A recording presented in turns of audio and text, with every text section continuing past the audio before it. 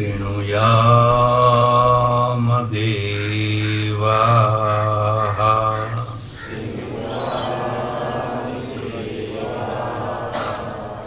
भद्रं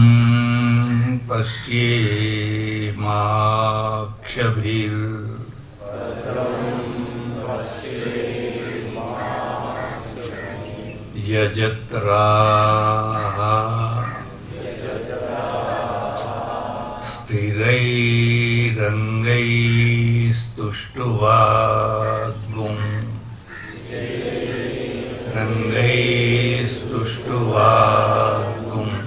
सस्तनूभिर्व्यसेम देवहितं यदायुः सस्तनूभिर्व्यसेम देवहितं यदायुः।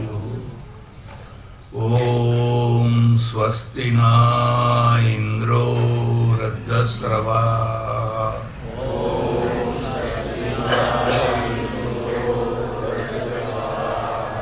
स्वस्ति नः पूषा विश्ववेदाः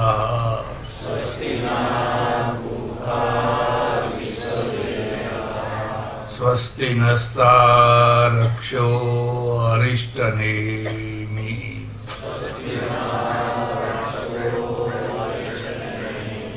स्वस्ति नो बृहस्पतिर्दधातु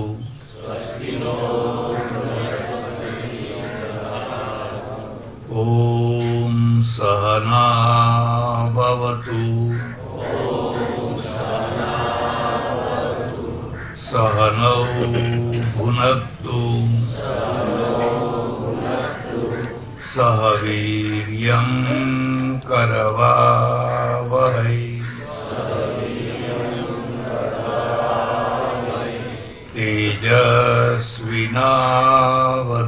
तेजस्विनावधीतमस्तु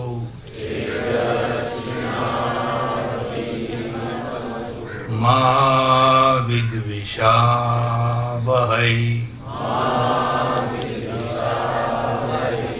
ॐ पूर्णमदः पूर्णमिदं पूर्णात् पूर्णमुदच्यते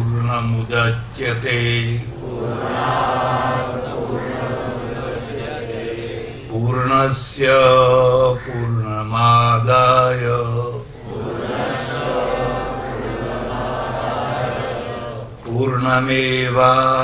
पूर्णमेवावशिष्यते ॐ शान्तिः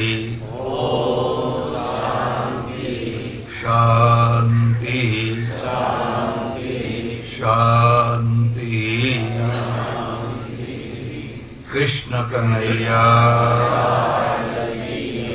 रामचंद्र भगवान उमापति महादेव पवन सुत हनुमान सनातन धर्म सद्गुरु देव नमः पार्वती पते हर महादेव हर। સજ્જનો અને બહેનો, સવારના શાંતિ પાઠના મંત્રો ચાલી રહ્યા છે અને શાંતિ પાઠના 3 મંત્રોનું યથાશક્તિ વ્યાખ્યાન કર્યું. હવે આજે ચોથો મંત્ર જે પૂર્ણમદઃ એનું વ્યાખ્યાન કરવાનો પ્રયત્ન કરી રહ્યો છું. આ મંત્ર બહુ મહત્વનો છે. જો તમે ધ્યાનથી સાંભળશો અને સમજશો તો ઈશ્વર સંબંધી ઘણું સમાધાન થઈ જશે, પણ અઘરો પડશે એ પણ યાદ રાખજો. કારણ કે સ્વાધ્યાય છે એ અઘરી વસ્તુ છે. કારણ અઘરી વસ્તુમાંથી જ માખણ નીકળવાનું છે. એટલે કદાચ તમને અઘરું પડે અને ઊંઘ આવે તો ચોખા ખાવાની છૂટ છે. ખ્યાલ આવ્યો? પહેલા આપણે એનો સામાન્ય અર્થ કરીએ. પૂર્ણમદઃ, ઘણી વાર ઘણી જગ્યાએ આ મંત્ર બોલાતો હોય છે. અદહ, પેલું બ્રહ્મ પૂર્ણ છે. પૂર્ણમિદમ, આ જે જગત છે એ જગત પણ પૂર્ણ છે. પૂર્ણાત પૂર્ણમુદચ્યતે, પૂર્ણમાંથી પૂર્ણની ઉત્પત્તિ થાય છે. પૂર્ણમેવાવશિષ્યતે, અને આ પૂર્ણમાંથી પૂર્ણને બાદ કરી નાખવામાં આવે તો બાકી જે રહે એ પણ પૂર્ણ જ છે. આ એનો સામાન્ય અર્થ છે. હવે તેને ધ્યાનથી સમજજો. સંસ્કૃતમાં આ કહેવા માટે ત્રણ શબ્દો, ત્રણ રીતે આ કહેવાય છે. આપણે ગુજરાતીમાં કહેવું હોય કે આ ગુલદસ્તો પડ્યો છે, એક જ રીતે, બીજી કોઈ રીત. સંસ્કૃતમાં ત્રણ રીતે કહેવાય. ઇદમસ્તુ સન્નિકૃષ્ટે, જ્યારે કોઈ વસ્તુ નજીકની હોય ને નજીકની બતાવી હોય ત્યારે ઇદમ શબ્દનો પ્રયોગ થાય. અને જ્યારે કોઈ દૂરની હોય, ના દેખાતી હોય કે બહુ ભૂતકાળની હોય એવી વસ્તુને કહેવી હોય ત્યારે અદહ શબ્દનો. બેમાં ફરક સમજજો. એટલે કયું? પૂર્ણમદઃ અદહ, પેલું બ્રહ્મ. પેલું બ્રહ્મ એટલે કયું બ્રહ્મ? એક બીજો. બધા ધર્મના લોકો જ્યારે ભગવાનને બતાવે છે ત્યારે ઉપર બતાવે છે. મુસલમાને શું કે? ઉપરવાલા. કોઈ નીચેવાલા એમ તો કઈ કહેતું. આમ તો જે ઉપરવાલા છે એ નીચેવાલા જ છે. ચારે તરફથી જુઓ તો ઉપરવાલા અને નીચેવાલા બે એક જ સરખું જ છે. એટલે પૂર્ણમદઃ અદહ, જે પેલું બ્રહ્મ છે એ પૂર્ણ છે. હવે જરા ધ્યાનને સમજજો. અદહ કેમ, પેલું એમ કેમ કહ્યું? તો આ જરા મગજ લગાવવાનું છે. આપણે શું માનીએ છીએ કે બ્રહ્માંડ છે. ખ્યાલ આવે છે? બ્રહ્માંડ છે. અને એવા બ્રહ્માંડ કેટલા છે? 1, 2, 3, 4, 5, 6, 100, 200, 500, 1000, અનંત કોટી. શું કહીએ છીએ? અનંત કોટી. મુસલમાન શું કહે છે? 2 લોક, દોનો લોક કે માલિક હે. આ લોક ને પેલો લોક, 2 લોક. આપણે 3 લોક માનીએ છીએ. ભૂર્ભુવ સ્વઃ, મૃત્યુલોક, સ્વર્ગ અને મોક્ષ. 3 લોક માનીએ છીએ. આમ આપણે 14 લોક માનીએ છીએ. લખવું હોય તો લખી લેજો.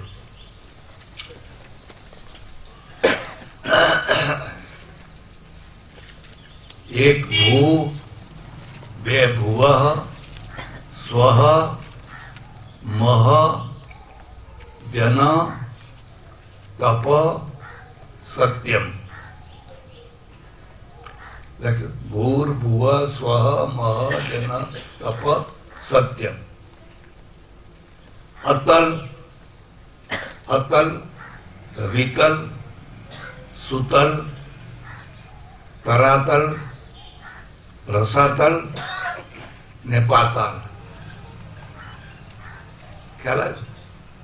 આપણે ચતુર્દશ ભુવનાની એટલે 14 લોક માનીએ. 7 ઉપરના અને 7 નીચેના.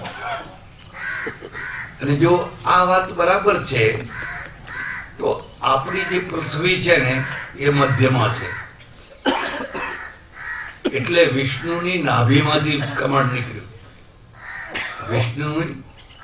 વિષ્ણુ ભગવાન શેષશાહી થઈને સમુદ્રમાં પોઢ્યા છે અને નાભીમાંથી કમળ નીકળ્યું. એનો અર્થ છે મધ્ય ભાગમાંથી. કોનું છે આ? મધ્ય ભાગમાંથી. ખ્યાલ આવે છે? અને પછી એમાં બ્રહ્મા છે ને, એ બ્રહ્માએ સૃષ્ટિની રચના કરી. બે દૃષ્ટિકોણો, પૌરાણિક અને વૈદિક. પૌરાણિક રૂપક રૂપમાં હોય છે, રૂપક બતાવે છે. વૈદિક છે એ સીધા તમને બોધ કરાવે છે. તો આપણે એમ કહીએ છીએ પૂર્ણ મદઃ, પેલું બ્રહ્મ પૂર્ણ છે. પેલું એટલે શું? માનો કે પૃથ્વી છે, પૃથ્વીથી તમારે સૂર્ય સુધી જવું હોય અને પ્રકાશની ગતિએ જવું હોય તો લગભગ 8.5 મિનિટ જેવું, 1,86,000 સેકન્ડમાં, કલાકના નહીં, સેકન્ડમાં માઇલ ઘણા કપાય 1,86,000. 1 સેકન્ડના 1,86,000 માઇલની સ્પીડ વાળું આપણને કોઈ વાહન મળે અને સૂર્ય સુધી જવું હોય તો લગભગ 8.5 મિનિટ લાગે. બરાબર? પછી સૂર્યથી નજીકના બીજી જગ્યાએ જવું હોય તો 2 વર્ષ લાગે. પ્રકાશ વર્ષો. આ આપણા 2 વર્ષ નહીં. આપણા વર્ષ તમે લખો તો અહીંથી પણ સુધી આંકડા પૂરા થાય જ નહીં. આ બીજું સમજો, આપણી પાસે આંકડા બોલવાની જે સંખ્યા છે દુનિયામાં કોઈની પાસે નથી. મિલિયન, બિલિયન, ટ્રિલિયન, વાત પૂરી થઈ ગઈ. આપણે તો શંકુ ને પદ્મ ક્યાં ક્યાં સુધી છે અને આપણે એનો કોઈ પ્રયોગ કરતા આ તો કે 10 બિલિયન ને 20 બિલિયન ને 50 બિલિયન ને મિલિયન ને બિલિયન કે, પણ આપણા પાસે તો પદ્મ સુધી સંખ્યા છે. એટલે આ પદ્મ પણ કંઈ જ નહીં, એટલો ટાઈમ લાગે. એટલે એના માટે ગોઠવ્યું પ્રકાશ વર્ષ. આ પ્રકાશ વર્ષને ગીતામાં દિવ્ય વર્ષ કહ્યું છે. બ્રહ્માની રાત્રિ ને બ્રહ્માનો દિવસ, ધૂમો રાત્રિ તથા કૃષ્ણ સન્માસા દક્ષિણાયનમ તત્ર ચાંદ્રમસમ જ્યોતિર્યોગી પ્રાપ્ય નિવર્તતે. એને આપણે ત્યાં દિવ્ય વર્ષ કહ્યા છે. અને એને સમજાવવા માટે દેવનું વર્ષ અને બ્રહ્માનું વર્ષ, એટલે આ મોટી સંખ્યા થઈ ગઈ. હવે એ 2 વર્ષમાં તમને પહેલો તારો મળે, એના પછીનો બીજો તારા જવું હોય તો 4 વર્ષ લાગે. એવા કેટલાય તારાઓ ભેગા થાય, હજારો ની લાખો, ત્યારે એક નિહારિકા બને, ગેલેક્સી. ત્યારે એક નિહારિકા બને. હવે આવી કેટલીય નિહારિકાઓ ભેગી થાય ત્યારે એક બ્રહ્માંડ બને.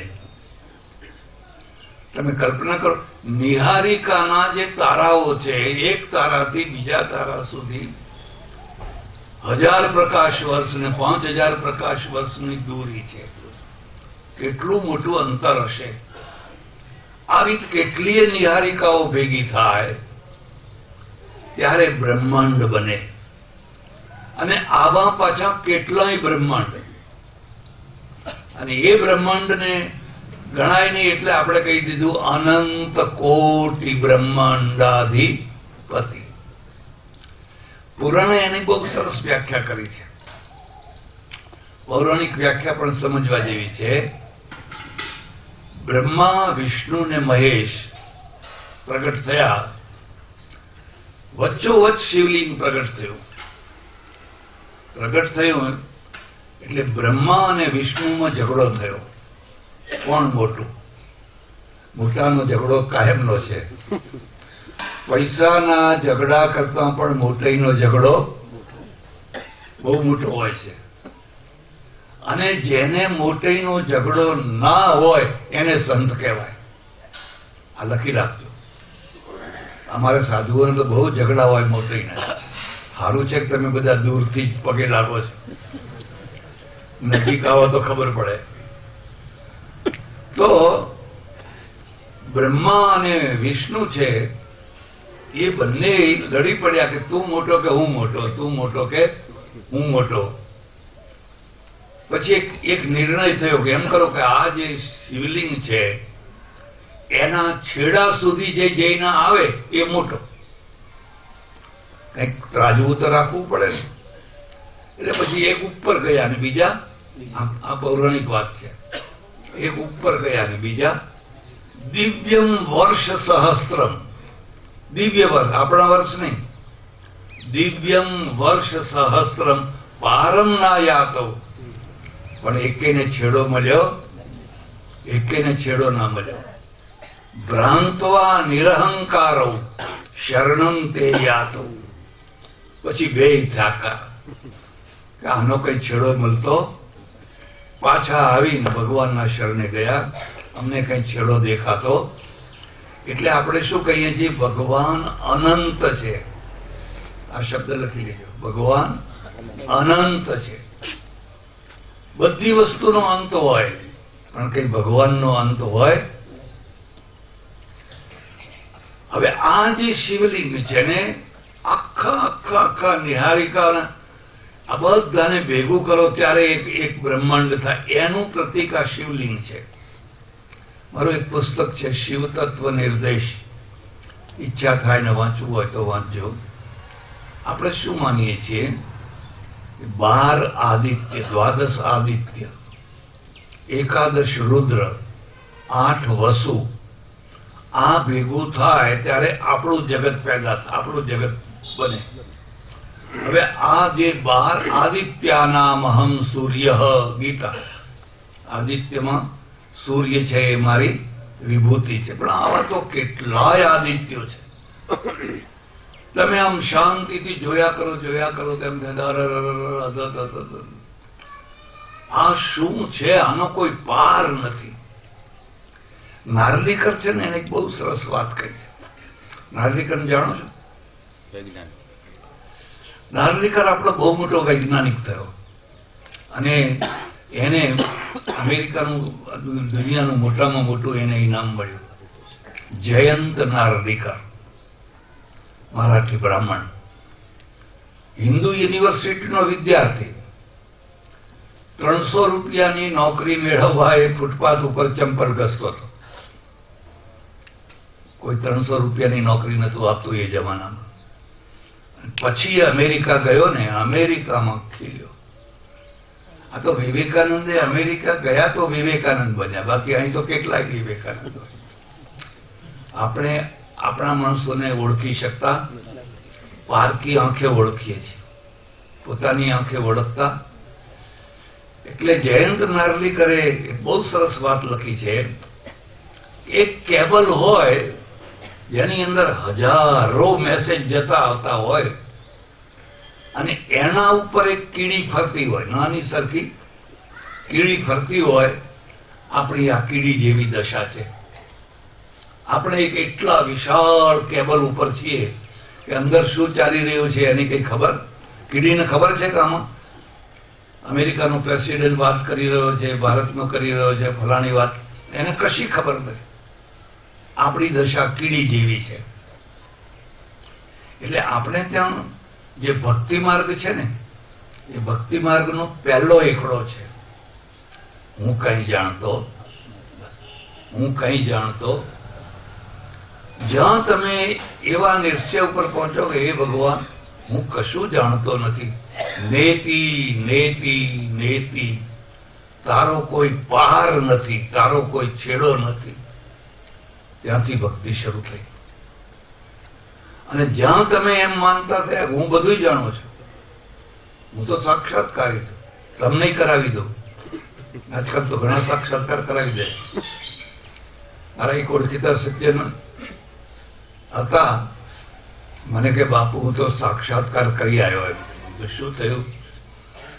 એ બેન હતા ને, એ મને અંધારા રૂમમાં લઈ ગયા અને એકદમ ઝબકારો થયો ને, આંખો બંધ થઈ જાય એવો ઝબકારો, સાક્ષાત્કાર થઈ ગયો. અલા ગુરખ, એ તો ફ્લેશનો ઝબકારો હતો.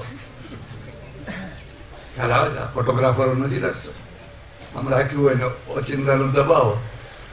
મૂર્ખાઓ એટલા છે કે તમારે જેટલાને ઉલ્લુ બનાવવા હોય એટલા. અને ધાર્મિક ક્ષેત્ર કે એવું ક્ષેત્ર છે કે આનો કોઈ પાર જ નથી. તમારે આવડત હોવી જોઈએ. આવડત હોવી. દિલ્હીમાં એક બિજલી બાવા રહેતા હતા, હવે નથી. દિલ્હીમાં એક બાલ્ટી બાવા રહે, એક પાવર બાવા રહે, એક બે કેટલાય બાવા રહે. હવે આ બિજલી બાવા શું કરે ખબર છે? એમને કોઈ પગે લાગે ને તો ઝંઝણાટી આવે. હા, મહારાજના યોગનો ચમત્કાર જોવો. એ પેલું નાનું સરખું રાખે, નાનું સરખું રાખે ને બટન દબાવે ને એટલે આમ ઝંઝન ઝંઝન થયા કરે, લોકો પ્રભાવિત થાય. આ બધી ખોટી વાતો છે. એમાં કદી પણ ફસાવું નહીં, કદી પડવું નહીં. સરળમાં સરળ ને સાચામાં સાચો ભક્તિ માર્ગ છે.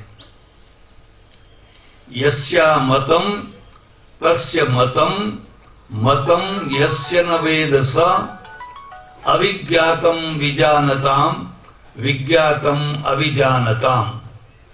ઉપનિષદ. જેનું જે એમ કહે છે કે હું જાણું છું એ નથી જાણતો. યસ્યા મતમ તસ્ય મતમ મતમ યસ્ય ન વેદ સ. અને જે કહે છે હું બધું જાણું છું એ કશું જાણતો નથી.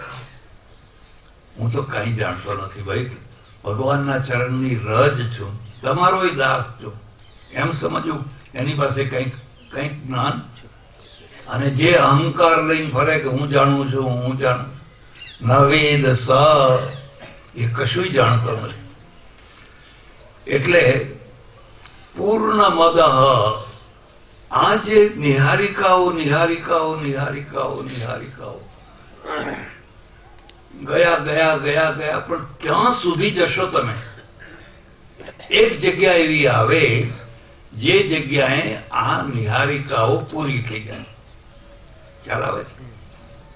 એટલે વેદમાં એક મંત્ર છે, ત્રિપાદસ્યા મૂર્ધ મુદૈત પુરુષ પાદોસ્ય સર્વા ભૂતાની ત્રિપાદસ્યામૃતં દિવી. ત્રિપાદસ્યામૃતં દિવી. એના જે 3 પાદ છે એમાં આખું બ્રહ્માંડ આવી ગયું. બ્રહ્માંડોના બ્રહ્માંડ. પણ એક પાદ છે ત્યાં કોઈ પ્રકૃતિનું સામ્રાજ્ય નથી. જરા મહેનત કરવી પડશે. આ પ્રાકૃતિક જગત છે. પ્રકૃતિમાં સૂર્ય છે, ચંદ્ર છે, નક્ષત્ર છે, પ્રકાશ છે, અંધકાર છે, પવન છે, પાણી છે.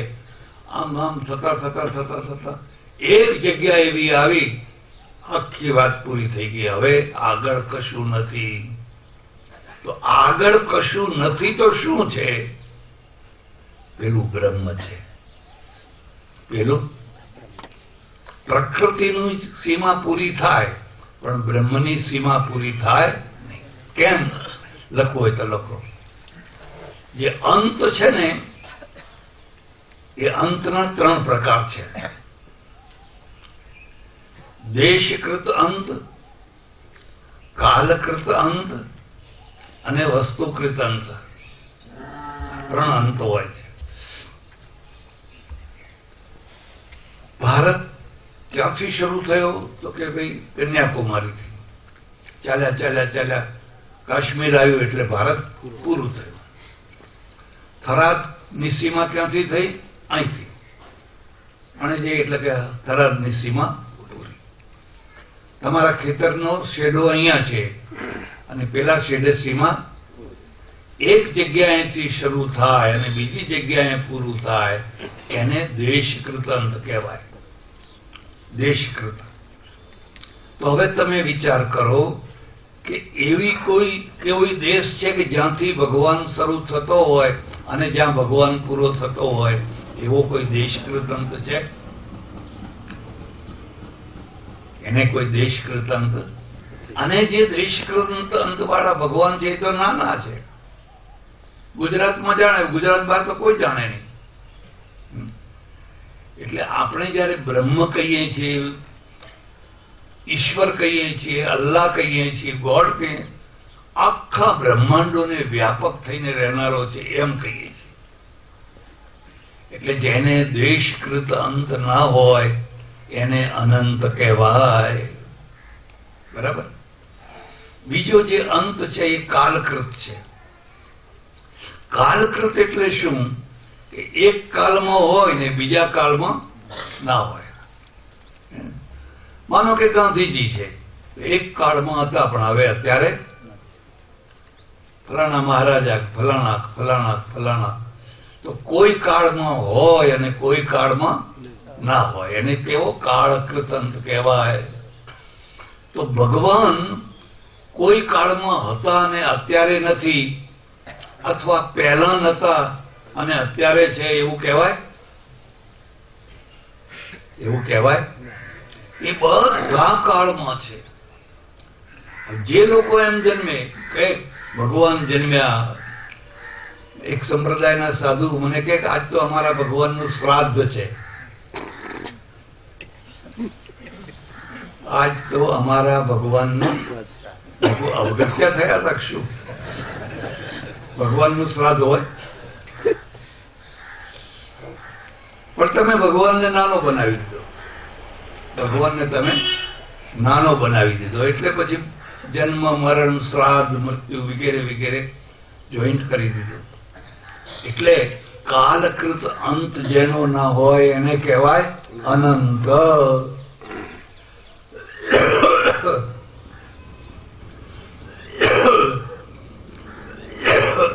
એટલે આપણે ત્યાં અનંત ચતુર્દશી મનાવીએ છીએ. મનાવીએ છીએ. પછી વસ્તુકૃત અંત હોય. આ વસ્તુકૃત અંતને સમજવા જેવું છે. આ જે વસ્તુ છે એ આ નથી ને આ વસ્તુ છે એ આ નથી. આ વસ્તુ છે એ આ નથી અને આ વસ્તુ છે એ આ નથી. આની સત્તા અહીંયા જ છે, આની સત્તા અહીંયા જ છે. બેયની પરસ્પરમાં એકબીજામાં સત્તા નથી. એવી કોઈ વસ્તુ છે કે જેમાં ભગવાનની સત્તા ના હોય. આપણે ત્યાં ઈશ્વર માટે બે થિયરીઓ છે. આપણે હિન્દુ લોકો એને સર્વવ્યાપક માનીએ છીએ. ખ્યાલ આવે છે? પણ મુસલમાનો વ્યાપક નથી માનતા. બ્રહ્માકુમારી વાળા એ વ્યાપક નથી માનતા. બ્રહ્માકુમારી વાળા છે એમ માને છે કે ભગવાન વ્યાપક હોય. ઉકરડામાં ભગવાન હોય? અરે એવી ગંદકીમાં ભગવાન રહેતા હશે. પેલો માણસ છરો મારે છે, ખૂન ખૂન કરે છે, ત્યાં ભગવાન હોય તો ખૂન થવા દે ખરો? આવી દલીલો કરે છે. આપણે વ્યાપક માનીએ છીએ. તો એ શું માને છે કે શિવ બાબા તો ઉપર કોઈ પેલા લોકમાં શિવ બાબા છે ને ત્યાં બેઠા બેઠા આખી દુનિયાનું સંચાલન કરે છે. એક દેશીય છે. મુસલમાનો પણ એમ કહે છે કે ભગવાન તો 7મા આસમાન ઉપર ખુરશી ઉપર બેઠા છે અને ઇઝરાઇલ જેબ્રાઇલ મેકાઇલ એમના જે ફરિસ્તાઓ છે, ફરિસ્તાઓના દ્વારા બધી આખી દુનિયાનું સંચાલન કરે છે. આવું માન્યતા. આપણું શું કહેવું છે કે જો ભગવાન એક જ દેશમાં એક જ જગ્યાએ રહેતો હોય, માનો કે બેઠો છે કે ઊભો છે કે ગમે તે છે, સાકાર છે કે નિરાકાર છે, તો દુનિયાના છેડે જે બધું થઈ ગયું છે એને ખબર કેવી રીતે પડશે? કેમ રાજાને ખબર નથી પડતી? પણ રાજાને તો બધા કેટલાય નોકરો રાખવા પડે. ગાંધીનગરનો રાજા હોય એને અહીં પાલનપુરમાં એક કલેક્ટર હોય, પછી ડીસામાં એક નાનો કલેક્ટર હોય, ડેપ્યુટી કલેક્ટર હોય, પછી મામલતદાર હોય, પછી તલાટી હોય, અને એ બધા ખાચાય હોય ને ખોટાય હોય પાછા. કઈ બધી સાચી હકીકત આપે એવું થોડું છે. અને એટલે ગાંધીનગરનો જે રાજા છે એને આખા ગુજરાતની બિલકુલ સાચે સાચી હકીકત મળે જ છે એવું તો કઈ કહી શકાય નહીં. ખ્યાલ આવે છે? એટલે આપણે શું માનીએ છીએ? પરમેશ્વર બધે વ્યાપક છે. બધે. ભોંયમાં પેસી ભોંય રહે, કરીએ કઈ વાત, આસપાસ જાણે નહીં, જાણે જગનો તાપ. આપણે પ્રાચીન કાળમાં આવી કવિતા ભણવામાં આવતી. એટલે આપણે વ્યાપક માનીએ છીએ. અને વ્યાપક માનીએ છીએ એટલે એમ માનીએ છીએ કે પ્રત્યેક વસ્તુમાં ભગવાન છે. હવે પેલા ઉકરડાની વાત કરું તમને. ઉકરડો છે એ ગંધાતો છે, તો એમાં ભગવાન રહેતો હશે?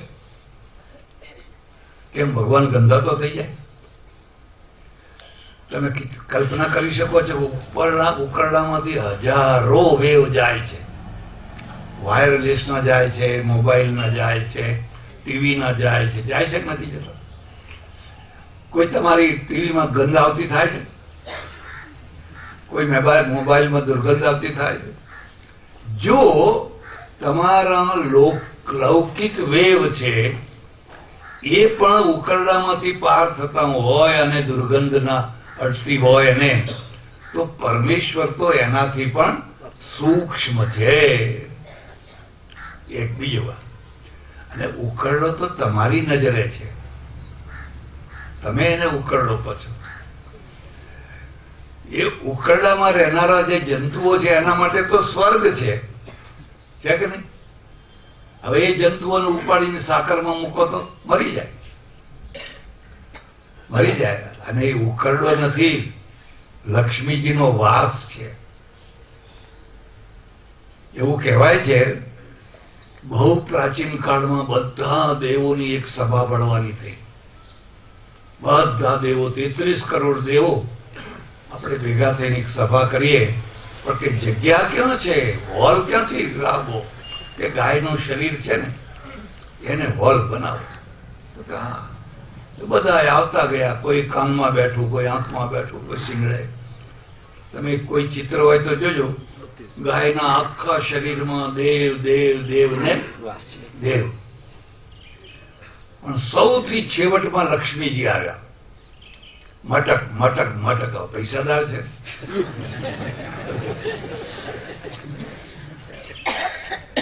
પૈસા હોય એટલે અભિમાન હોય, અને અભિમાન હોય એટલે થોડી આત્મપ્રસિદ્ધિની અપેક્ષા હોય કે આપણે પાછળથી જઈએ એટલે લોકો આપણને જુએ જરા. મારો એક ટાઈમ બિફોર ટાઈમ જવું, અહીંયા જ નહીં, કોઈ પણ કાર્યક્રમ હોય ને, મને 9 વાગે ટાઈમ આપ્યો હોય તો હું 9 વાગે 5 મિનિટ બાકી હોય ને પહોંચી જાઉં. અને શરત કરું બરાબર 9 કાર્યક્રમ શરૂ કરવો, ત્યાં કશું ઠેકાણું જ ના હોય. મને કે મહારાજ એ તો 9:30 માળ લોકો આવે, લોકો આવતા જ નથી. આ ખોટી વાત છે. આપણે ટાઈમસર શરૂ કરીએ છીએ તો આવે છે કે નથી આવતા? આજે તમે જુઓ ને અત્યારે તમે, આ ખોટી વાત છે. તમે સમયસર શરૂ નથી કરતા એટલે લોકો નથી આવતા. તમે સમયસર શરૂ કરો, લોકો આવે આપોઆપ. અને આ ઘડતર છે, સમયબદ્ધતા એ ઘડતર છે. મેં કહ્યું ચાલો મહારાજ ટાઈમ થઈ ગયો. ના રે ના, કે બેસો, હજુ તો પાછો એક છોટિયાને મોકલે કે ના, કે હજુ અડધા જ લોકો આવ્યા છે. પછી વળી પાછા કે પોણા આવ્યા છે. પછી કે હવે ચિક્કાર ભરાયા છે. મને કે બધાને તડપાવા જોઈએ, તડપાવા, પછી આપણે જવાય તો આપણી વેલ્યુ. એમને એમ જઈને ઉભા રહો તો કે આ મહારાજ તો નવરા છે. કેવી ધારણા છે, કેવી માનસિકતા છે. મારી બાજુમાં એક ગામ છે, એક સંપ્રદાયના ભક્ત મારે ત્યાં પણ આવે. મને કે મહારાજ મારે ત્યાં જમવા આવશો? મેં કહું મારે બીજો ધંધો શું છે, આવશું. ખાસ ભગત હતા, પણ એક શરત છે, હું 10:30 વાગે જમી લઉં છું. મને 10:30 તમારે જમાડી દેવો પડશે, પછી બેહાડી રાખો તો કામ ના આવે. ના રે ના, જમાડી દઈશું. એમણે શું કરેલું કે એમના સંપ્રદાયના જે ગુરુ હતા એને બોલાવેલા, એટલે 100 માણસની રસોઈ કરી. 10:30 વાગ્યા, 11:15 થયા, 11 થયા, 11:30 થયા, પેલા મહારાજ તો આયા જ નહીં.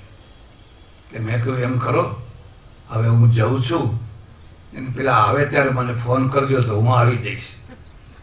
ના ના ના ના, કે ચાલો તમે જમી લો. હવે સારું તો ના લાગે કોઈને મૂકીને જમતા, પણ હવે બીજો કોઈ રસ્તો નહીં. જમી લીધો, જમીન ગયો.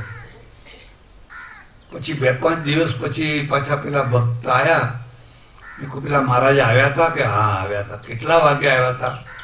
રાતના 8:30 વાગે. રાતના 8:30 વાગે. કેમ? એમ કે પધરામણીઓ બહુ નીકળી ને એટલે પધરામણીઓ કરતા કરતા મોડું થઈ ગયું. અમે તો કે 3-4 વાગ્યા સુધી બેસી રહ્યા. પછી બધું જમી લીધું, બધું ઘટ્યું, ગરીબ માણસોને જમાડી દીધું અને 8:30 વાગે આવ્યા. પછી પાછા ફરી ચૂલો હળગાવ્યો. હવે આ ઘડાયેલો માણસ કહેવાય? આની પાસે તમે શું અપેક્ષા શું રાખો છો? આની પાસે કોઈ અપેક્ષા રખાય? અને છતાંય ગિલ્ટી કોન્શિયન્સ નહીં કે હું મોડો પડ્યો કે માફ કરે, એવું કઈ નહીં. એ તો કે આપણું ગૌરવ કહેવાય. જેમ મોડા જઈએ અને લોકો કે હજુ ના આવ્યા, હજુ ના આવ્યા, હજુ ના આવ્યા, એ તો આપણી મહિમા કહેવાય. આ ખોટી વાત છે. એટલે પૂર્ણમદઃ પરમેશ્વર છે એ ઉકરડામાં પણ છે. લક્ષ્મીજી મોડા આવ્યા, મોડા જ આવે ને, મોડા આવે એનો વાંધો નહીં. પાછા મોડા આવીને આગળ આવ્યા, પાછળ આવીને ચૂપચાપ બેસી જાય તો કોઈ વાંધો નહીં. મટક મટક મટક કરતા કરતા આગળ આવ્યા, પણ હવે કોઈ જગ્યા ખાલી નહીં, સીટ બધી ભરી ગઈ. બેસવું કેમ? આયોજકો વિચારમાં પડી ગયા કે લક્ષ્મીજી આવ્યા છે, સીટ કે ખાલી નથી, કોઈ ખાલી કરે એવું લાગતું નથી, હવે અમને બેહાડવા ક્યાં? એટલે જે આયોજકો હતા એમણે કહ્યું માતાજી એક જગ્યા ખાલી છે, જો તમને બેસવાનું મન થાય તો. કઈ આ ગાયનું જે ગોબર છે ને એ જગ્યા ખાલી છે. લક્ષ્મીજી ગોબરમાં બેઠા, ગોબરમાં બેઠા. એક ટોપલો ભરીને ખેતરમાં નાખો ને 10 ટોપલા ભરીને લક્ષ્મીજી ક્યાંક નહીં. એ લક્ષ્મીજીને આપણે બાળતા હતા, છાણા બનાવીને બાળતા હતા. આ લક્ષ્મી છે, એ ગોબર નથી પણ એ લક્ષ્મી છે. હવે તો એમાંથી ગોબર ગેસ થાય, બધું કેટલું કેટલું બધું થઈ શકે. એટલે તમે કહો છો ગંદકી છે, ગંદકી છે, ગંદકી છે. એમ તો બધા જીવડા ભેગા થયા હોય ને એ કે હા હા માણસોને તો કેવા દુર્ભાગ્ય કહેવાય. અરે દૂધ પાક ખાય છે, ખવાતો હશે, આવું તે ખવાતું હશે, એના માટે આ ગંદકી. મારે હોંગકોંગ જવાનું થયેલું અને એક ભાઈના ત્યાં ફ્લેટમાં ઉતરેલા. હવે એની બાજુમાં બધા ચાઇનીઝ રહે. મને કે આપણે હળદર ને એવું બધું નાખીએ ને, એ લોકો ખાય નહીં. બારી ખુલ્લી હોય એક દાડો પગ પછાડતો ચાઇનીઝ આવ્યો, આ શું ખાય છે તું? એમ કે તારાથી આવું ખવાય છે? હવે આપણા માટે તો હળદર અને ધાણા જીરું ને મસાલો એટલે સારામાં સારી વાનગી. હવે એના માટે સારામાં સારી વાનગી કઈ? માછલા, ડુક્કરનું માંસ, સુકમણી, ફલાણું ફલાણું. એ આપણને ના આવે, એવી ગંધ આવે કે માથું ફાટી જાય. એકનું નર્ક, બીજાનું સ્વર્ગ. એકનું સ્વર્ગ, બીજાનું નર્ક. એટલે જેને તમે ઉકરડો કહો છો, ખરેખર તો ઉકરડો નથી, એ તો લક્ષ્મીજીનો વાસ છે. તમારા માટે ઉકરડો છે. એક બીજી વાત, અને ભગવાનને તમે અસંગ કહો છો. અસંગ એ કોઈ જગ્યાએ લેપાયમાન થતો નિર્લેપ કહો છો. એટલે ગમે તે જગ્યાએ જો તમારા વેવ નિર્લેપ હોય, હજારો હજારો હજારો વેવ પાર થઈ રહ્યા છે અને એમાં ગંધ નથી આવતી, તો પછી ભગવાનમાં ક્યાંથી આવે? બીજી યુક્તિ કહે છે કે અરે તો આ માણસ ખૂન કરે છે તો ભગવાન વ્યાપક હોય તો રોકે નહીં. અરે ઉભરે ઉભરે એમ કરીને રોકે નહીં. હવે માનો કે ભગવાન રોકતો થઈ જાય તો સંસાર જ ના રહે, તો સંસાર જ ના રહે. પણ તમારો ભગવાન છે ને એ ત્યાં બેઠો બેઠો તો જાણે છે ને કે એનું ખૂન થઈ ગયું છે, એ કેમ નથી રોકતો? એટલે આપણે શું કહીએ છીએ? ભગવાન દ્રષ્ટા છે. શું છે? દ્રષ્ટા છે, સાક્ષી છે. એ ઇન્વોલ્વ થતો, ઇન્વોલ્વ થાય તો કર્મનો જવાબદાર થાય, પછી ફળ આપે. राम जरों के बैठ के सबका मुजरा ले, जैसी जाकी चाकरी वैसा वाको दे.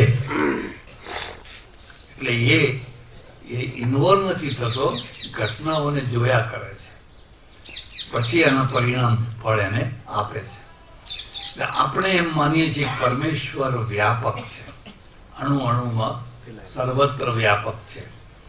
અને વ્યાપક છે તો વ્યાપક થતો થતો થતો વ્યાપ્ય અને વ્યાપક લખજો.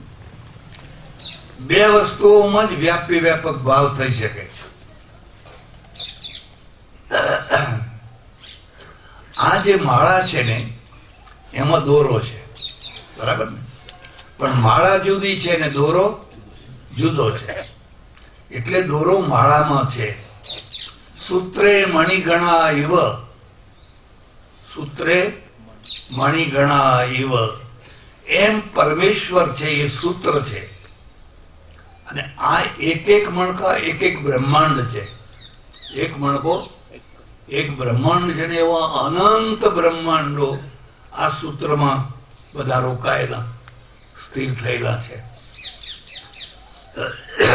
હવે આવો જે પરમેશ્વર છે એ પરમેશ્વર પ્રાકૃતિક જગત પૂરું થયું, ભૌતિક જગત પૂરું થયું, પછી શું થયું? પછી પણ ભગવાન રહ્યો. પ્રકૃતિ પૂરી થઈ એટલે એટલે ભગવાન પૂરો થયો એવો ખ્યાલ આવે છે. પ્રકૃતિ અને પુરુષ, પ્રકૃતિ અને પરમાત્મા. તો પ્રાકૃતિક જગત જગત જગત જગત જગત એક જગ્યા આવીને પ્રાકૃતિક જગત પૂરું થઈ ગયું. પણ પરમેશ્વર કઈ પૂરો થાય તો પરમેશ્વર ક્યાં પૂરો થાય છે? ઇન્ફાનિટી, એની કોઈ અંતિમ નથી, એની કોઈ સમાપ્તિ જ નથી. એ તમે ગમે ત્યાં જાઓ તો એ છે ને. એટલે આપણા ત્યાં પરમેશ્વરના બે રૂપ થયા. અને એટલે આપણે આ શબ્દ બોલીએ શુદ્ધ બ્રહ્મ. કયું શુદ્ધ બ્રહ્મ? જે અદહ, જે પ્રકૃતિના ક્ષેત્રથી પર છે એ પૂર્ણમદઃ. બરાબર? અહીંયા રહેલું બ્રહ્મ એ તો આપણે બહુ નાનું બનાવી દીધું. જો આ વાત તમારા ગળે ઉતરે ને તો આપણે જે ભગવાન બનાવ્યો ને એ તો બહુ નાનો બનાવી દીધો. એને ઓહો હો હો આફરીન થઈ જાવ, ત્યાં ત્યાં ત્યાં ત્યાં તારો છેડો નથી. પૂર્ણમિદમ, ઇદમ એટલે આ જગત. હવે બ્રહ્મ પૂર્ણ છે એ વાત તો ગળે ઉતરે, પણ આ જગત પણ પૂર્ણ છે એ વાત ગળે ઉતરે? જગત પણ પૂર્ણ છે. પૂર્ણમિદમ. જગત કેવી રીતે પૂર્ણ છે લખજો તમે. પૂર્ણતાના બે રૂપ છે. એક સ્વરૂપ પૂર્ણ અને બીજું છે એક ખંડ પૂર્ણ. સ્વરૂપ પૂર્ણ એટલે કોઈની અપેક્ષા રાખ્યા વિના પોતે જ પોતાનામાં પૂર્ણ હોય એને સ્વરૂપ પૂર્ણ કહેવાય. પરમેશ્વર સ્વરૂપ પૂર્ણ છે, એને કોઈની અપેક્ષા નથી. પણ જગત છે એ ખંડ પૂર્ણ છે. જરા દાખલો આપો.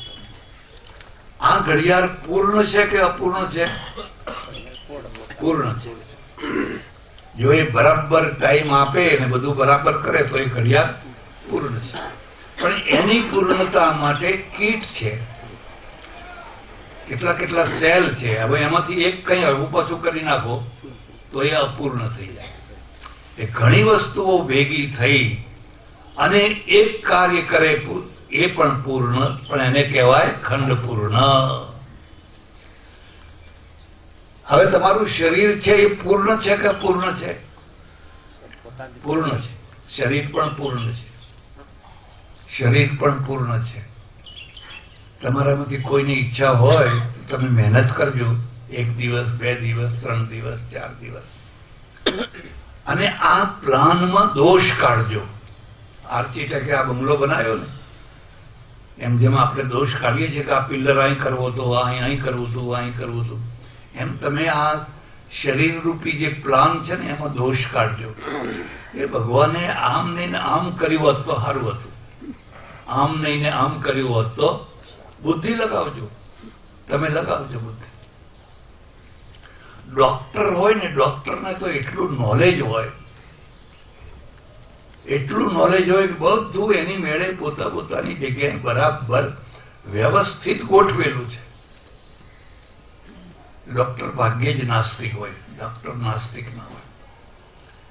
ગજબની રચના છે, નાનો વાળથી માંડીને મોટામાં મોટી વસ્તુના પાછળ પણ એક આખી ડિઝાઇન છે, પ્લાન છે. મારા એક આંખના ડોક્ટર છે, મને કે આંખના ડોક્ટર થવા માટે અમે જેટલું ભણીએ છીએ એટલું ભણ્યા પછી એવું લાગે છે કે અમે કશું ભણ્યા નથી. આંખ ગજબની આંખ બનાવી છે. શું આંખ બનાવી છે? આંખ તો આપણે છે, પણ આપણે કઈ એને સમજતા? આમ પાંપણ નીચે કેમ પડે છે? આમ ને આમાં ઉગાડી ત્રાટક કરે ને, ઉગાડી રાખો ને પણ આપોઆપ પડી જશે. કેમ પડે છે? જેટલી વાર પાંપણ નીચી પડે છે એટલી વાર એક નાનું ટીપું પાણીનું છૂટે છે, અને આ ગોળાકાર જે ગોળો છે એના ઉપર એ ફરીને આંખને ચોખ્ખી કરે છે.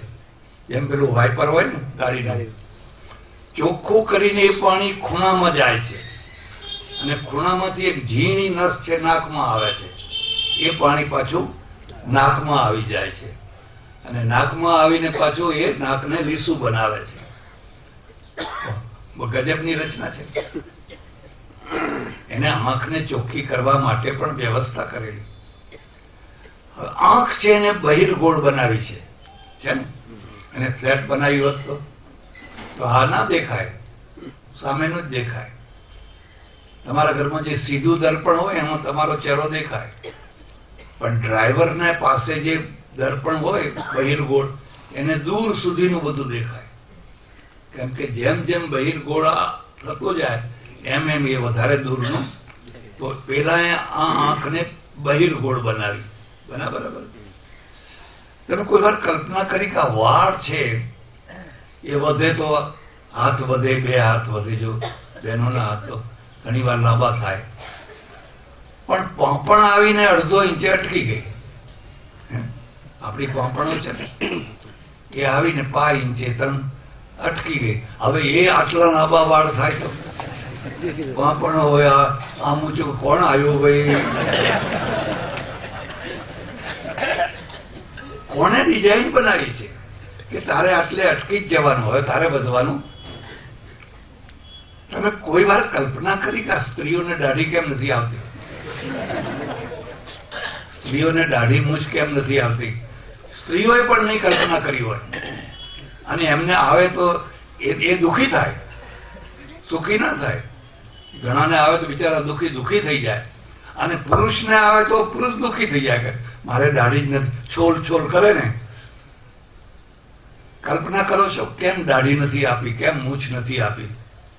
એ વિદ્યારણ્ય સ્વામીએ ખોળી કાઢ્યું. વિદ્યારણ્ય સ્વામી થયા પંચદશીકાર, સંન્યાસી હતા, ને એ બેઠેલા અને બેઠા બેઠા જુએ છે તો એક 60-70 વર્ષનો વૃદ્ધ પુરુષ છે એ છોકરાના છોકરાને રમાડે છે, 3જી 4થી પેઢીને. અને પહેલા તો કોઈ રોજ દાઢી કરે નહીં, 3-4-5 દિવસે પેલું ઘરાકવટી હોય ને એ અસ્ત્રો લાઈને મોઢે પાડું મોઢે કે એમાં કઈ હાબોઈ લગાડવાનું ના હોય. એટલે પેલા ડોહાને 4 દિવસના દાઢીના ખૂંટા વધેલા, અને છોકરાઓને કઈ દબાવે પેલો ચીસો પાડે. પેલાને વાળ છૂટ્યું, અને પેલા ભાલા જેવા વાળ વાગે ને એટલે ચીસ કરે. ને પેલો વિદ્યારણ્ય કહે, ઓ મારા નાથ, સારું કર્યું માને દાઢી ના બનાવી. જો માને દાઢી બનાવી હોત તો આ છોકરાનું થાત શું? પ્લાન છે કે નહીં? આખી વ્યવસ્થા જ વ્યવસ્થા છે. વ્યવસ્થા જ વ્યવસ્થા છે. તમે જેમ જેમ નખશીખ શરીરને જુઓ ને આખી એક પૂરી વ્યવસ્થા છે. એટલે શરીર પણ પૂર્ણ છે,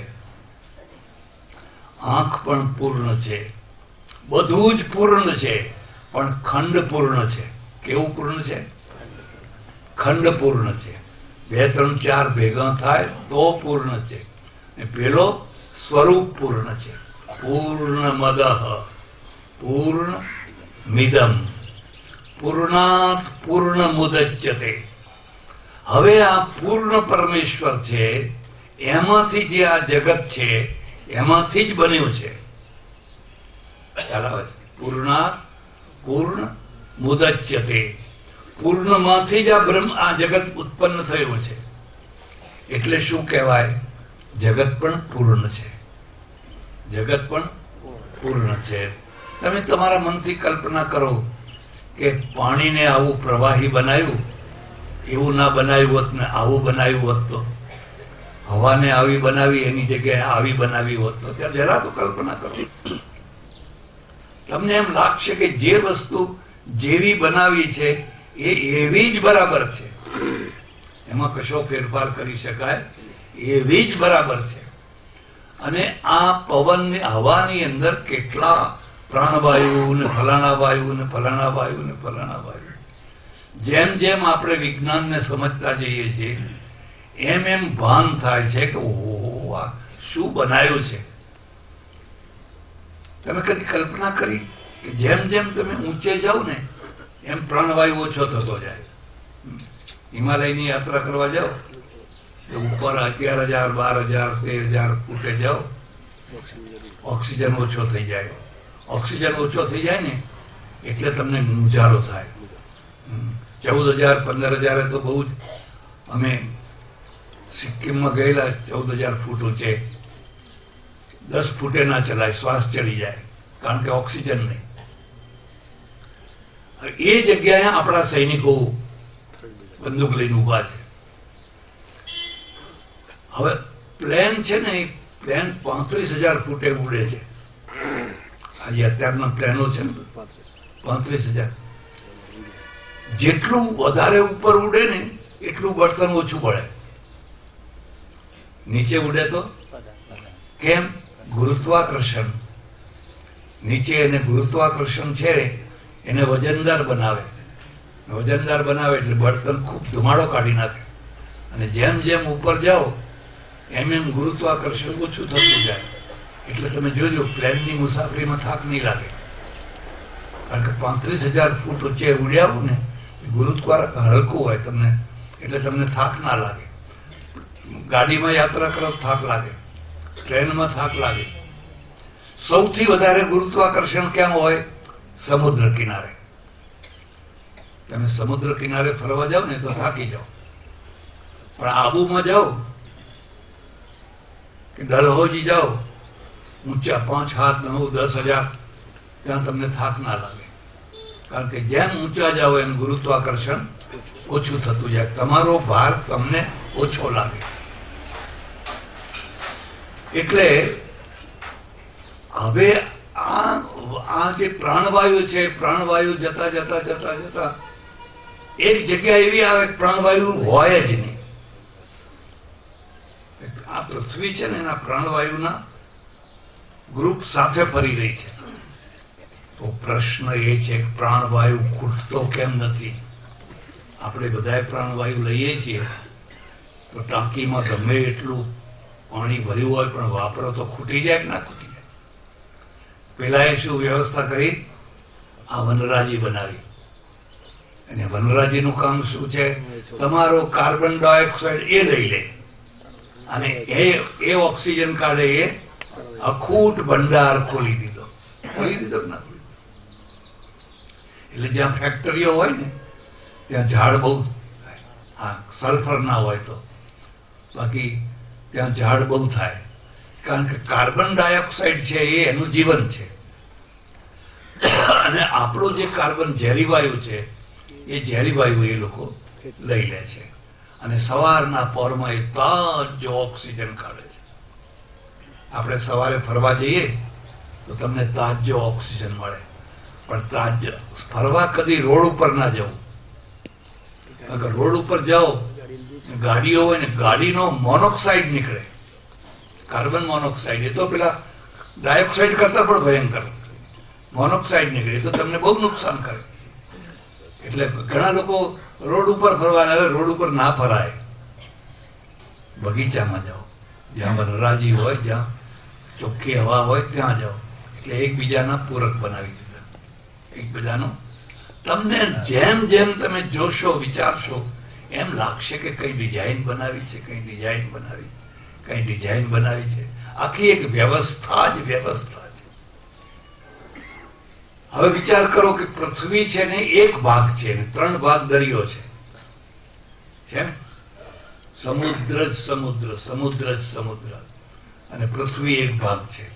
હવે ઉલટાવી નાખો, 3 ભાગ પૃથ્વી કરી નાખો અને એક ભાગ દરિયો કરી નાખો. શું દશા થાય? મરી જાય માણસો.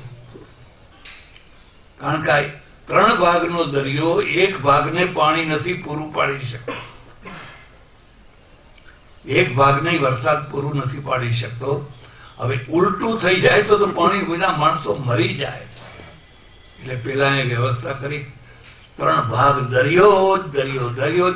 એમાંથી વાદળા બંધાઈ બંધાઈ બંધાઈ કરોડો કરોડો કરોડો ટન પાણી આકાશમાં, પછી પવન વાયુદેવ છે બુશ ટ્રેનને ધકેલી ધકેલીને ભારતમાં લઈ આવે,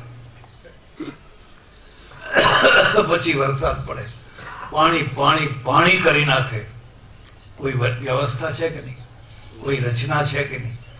રચના જ રચના છે. પાણીને પણ તમે જોયું કોઈ વાર કરા પડે છે, પડે છે. આપણે ગુજરાતમાં તો ઓછા પડે છે, પણ હિમાલયમાં અને કાશ્મીરમાં બહુ પડે. આપણે ત્યાં પડે તો એ બોર જેવા પડે, નાના નાના. પણ કાશ્મીરમાં ને હિમાચલ પ્રદેશમાં જાવ ને, આવડા મોટા મોટા. હવે એવડા મોટા કરવા આવીને માથું ફોડી નાખે, મરી જાય માણસ. અમરનાથની યાત્રાએ ગયા હોય ને, પંચતરણીમાં કરા પડે ને, માથું ઢાંકવાની કોઈ જગ્યા નહીં. દોડી દોડીને ક્યાં જાઓ તમે? માથું ઢાંકવાની કોઈ જગ્યા નહીં. માણસ મરી જાય, ઢગલો થઈ જાય. પણ એ કરા કેમ પડે છે? કારણ કે ઉપરનો જે વરસાદ છે એ વરસાદને નીચે આવતા આવતા તૂટતા તૂટતા તૂટતા ફોરા થઈ જાય છે. કોઈ મિલ જુઓ, એનું ટર્બાઇન જુઓ, એનું પેલું ઊંચું ભૂંગળું જુઓ, એનું સ્ટીમ છે ને, એ સ્ટીમનું પાણી પડે, અહીં પડે, પછી અહીં પડે, તૂટતું તૂટતું તૂટતું એની વરાળ નીકળે. એ પાણીને તોડી નાખો તો એની ગરમી નીકળી જાય, બરાબર? એમ પેલો કરા જે પડ્યો એ તૂટ્યા વિના પડ્યો, આખો ને આખો. પણ વરસાદ જે પડ્યો એ તૂટતો તૂટતો તૂટતો તૂટતો આવીને એવો પડ્યો કે આપણે એને સહન કરી શકીએ એવો પડ્યો. નહીં તો આ ઉપરથી એટલા ફૂટથી મારી જ નાખે માણસોને. એટલે આખી ડિઝાઇન ડિઝાઇન ડિઝાઇન એક વ્યવસ્થિત ડિઝાઇન છે. એટલે કહ્યું પૂર્ણમદઃ પૂર્ણમિદમ. આ જગત પણ પૂર્ણ છે, યાદ રાખજો. જગત મિથ્યા નથી, ખ્યાલ આવે છે?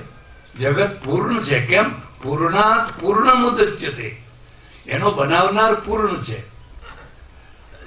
તમે એમ કહો કે આ કલાકાર તો મહાન છે, પણ આ ચિત્ર બહુ ખરાબ છે. આ તો ભાઈ મહાન છે.